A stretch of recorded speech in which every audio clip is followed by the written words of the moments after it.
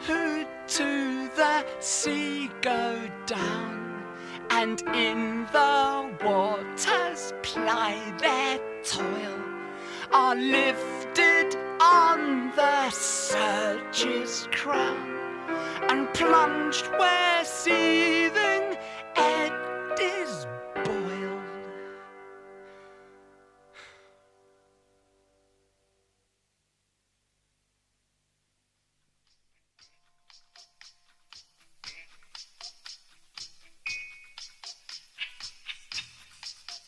I'm not going into details. I prefer to spare you that of how Mahan dismembered what else he did to the dead woman.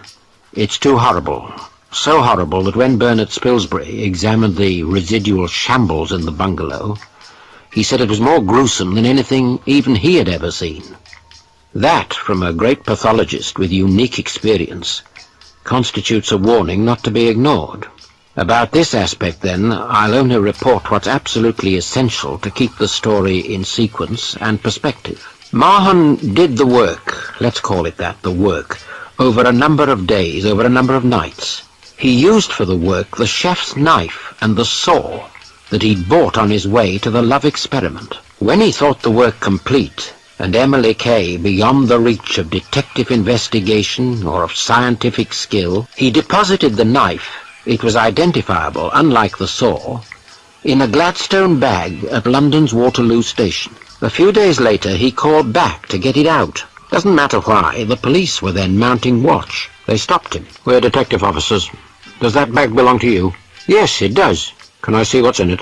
"Haven't got the key on me." "Then I'm afraid you'll have to come with us." "Rubbish," said Mahan, sheer bravado. "Come along." He went along many corridors that have led him here, to Lewis. Castles pauses, deliberately, before his final question. "Did you desire the death of Miss Kay?" "Never, never, never." You might almost think those words were a signal to the elements. No sooner are they spoken than there's a violent flash of lightning and an appalling crash of thunder. A storm's been brewing over Lewis all this afternoon, but to break at this particular moment, it's remarkable. And no less remarkable is the accused's reaction. Quite a lot of people are on edge in thunderstorms, but rarely to the same extent as Mahan. Mahan now. His mouth twitches, his hands tremble, he shrinks back in the box as a man might do under gunfire. There is a possible explanation that the jury do not know, that Mahan doesn't give, that never came out at the trial. By strange coincidence, a thunderstorm had been brewing when Mahan, doing his grisly work at the bungalow, was dealing with the most grisly job of all, the head, the woman's head.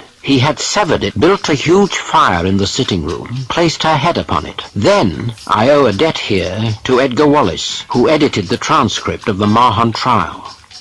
Then the storm broke with a violent flash of lightning and an appalling crash of thunder. As the head of Emily Kay lay upon the coals, the dead eyes opened, and Mahan fled out to the deserted shore. When he nerved himself to return, the fire had done its work.